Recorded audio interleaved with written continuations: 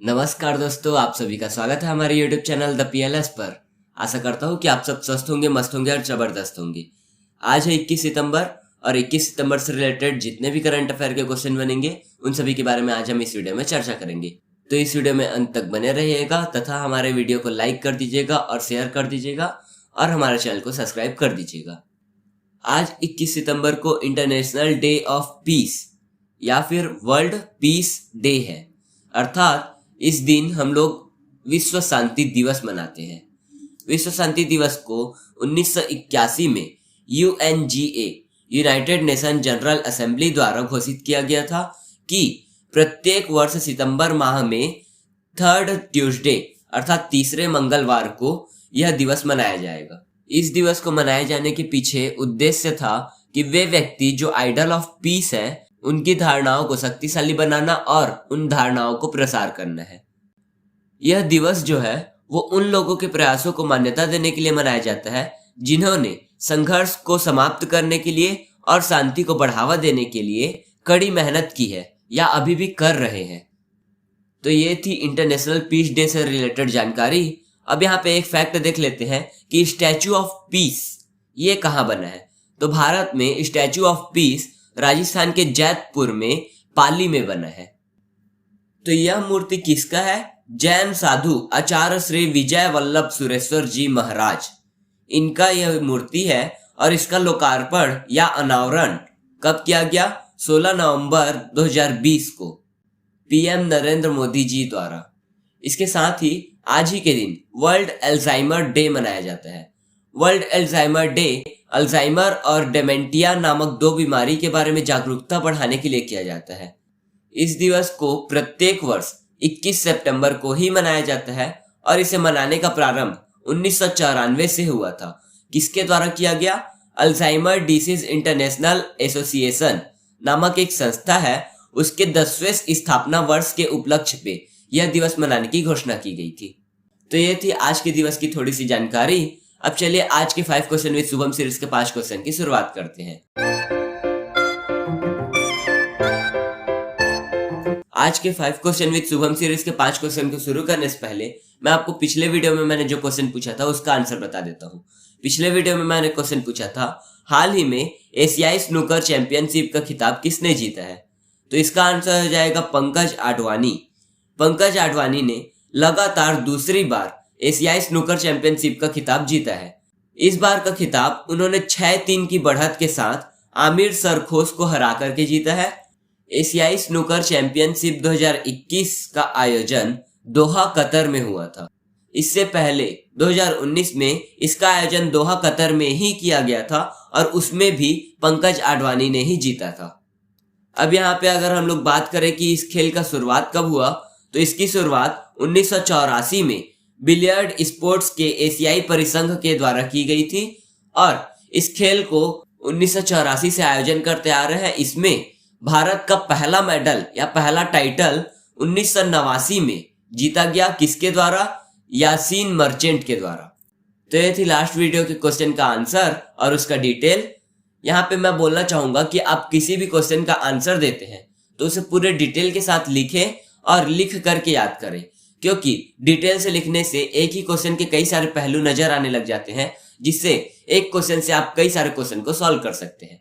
और साथ ही जब आप उसे लिख करके पढ़ते हैं तो लिखने से आपकी याददाश्त तेज होती है और लिखने से कोई भी चीजें ज्यादा लंबे समय तक और सटीक तरीके से याद रहती हैं।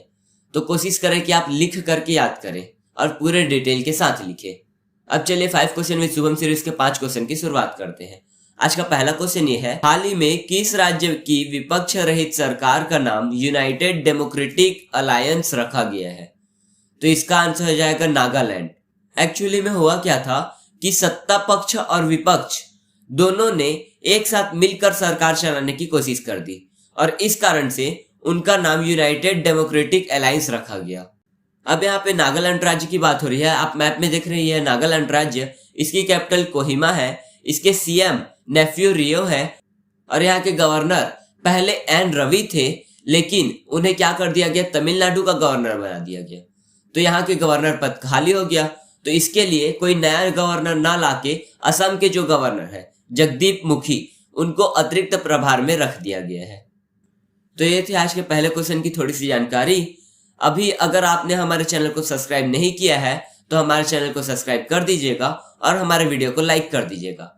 अगर आपको इस वीडियो के PDF चाहिए तो आप डिस्क्रिप्शन बॉक्स में दिए गए लिंक के माध्यम से हमारे टेलीग्राम ग्रुप में जुड़ सकते हैं, जहां मैं हर दिन DCA से रिलेटेड, डेली करंट अफेयर से रिलेटेड जो PDF रहता है उसको डाल दिया करता हूं, और साथ ही GK, मैथ्स और GS पोर्शन के जो PDF रहते हैं उन्हें भी कभी कभी डाल दिया करता हूं। और इस टेलीग्राम ग्रुप में आप अपने डाउटफुल क्वेश्चन को भी रख सकते हैं। और अगर आपको हमारे इंस्टा ID से जुड़ना है तो आप इंस्टाग्राम में द PLS सर्च करके हमारे इंस्टा ID से जुड़ सकते हैं, और वहां पे मैं डेली करंट अफेयर के इमेज को शेयर करता हूं। अब चलिए आज का दूसरा क्वेश्चन देख लेते हैं। आज का दूसरा क्वेश्चन ये है, हाल ही में किस देश के शोधकर्ताओं ने गिरगिट जैसी कृत्रिम त्वचा बनाई है? तो इसका आंसर हो जाएगा दक्षिण कोरिया। दक्षिण कोरिया के शोधकर्ताओं ने गिरगिट जैसी कृत्रिम त्वचा का निर्माण किया है। अब यहाँ पे दक्षिण कोरिया की बात हो रही है। आप मैप में देख रहे हैं, ये है दक्षिण कोरिया। नीचे वाला जो राज्य है वो दक्षिण कोरिया का है, ऊपर वाला उत्तरी कोरिया का है। दक्षिण कोरिया की कैपिटल सियोल है, यहाँ की करेंसी साउथ कोरियन वॉन है, और यहाँ के प्रेसिडेंट मून जे इन है।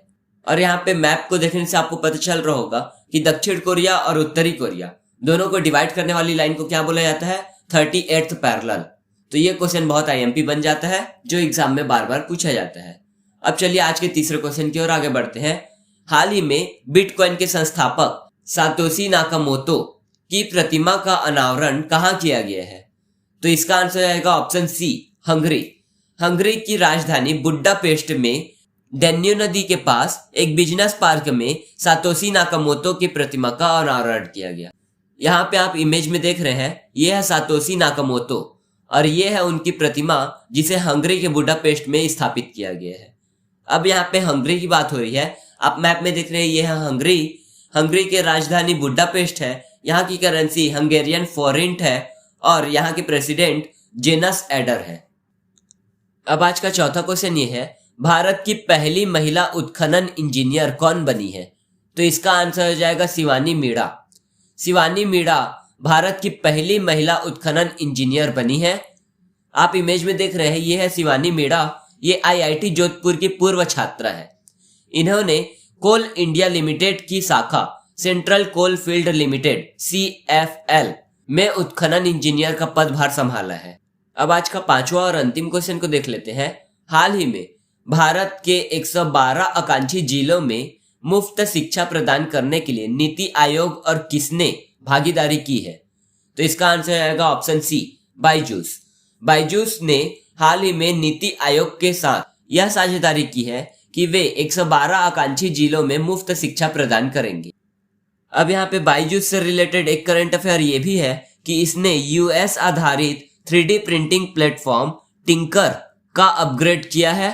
अब यहाँ पे बायजूस की बात कर रहे हैं, तो इसकी स्थापना 2011 में हुई थी। इसका हेडक्वार्टर बेंगलुरु में है और इसके स्थापनाकर्ता और प्रेजेंट टाइम पर CEO रविंद्रन बायजूस है, और इसकी पत्नी दिव्या गोकुलनाथ के साथ इन्होंने इसकी स्थापना की थी। अब यहाँ पे हम लोग नीति आयोग के साथ भागीदारी की बात कर रहे हैं, तो नीति आयोग के बारे में देख लेते हैं।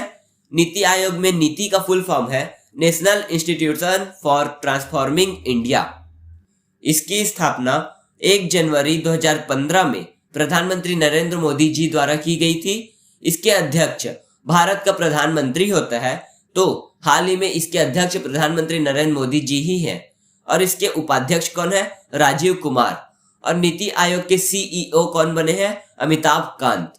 नीति आयोग के द्वारा ही शहरी क्षेत्र में कार्बन फुटप्रिंट को कम करने का टारगेट रखा गया है, और हाल ही में नीति आयोग ने building urban planning capacity in India report जारी किया है। तो ये थे 5 क्वेश्चन विद शुभम सीरीज के 5 क्वेश्चन और उनके थोड़े थोड़े डिटेल।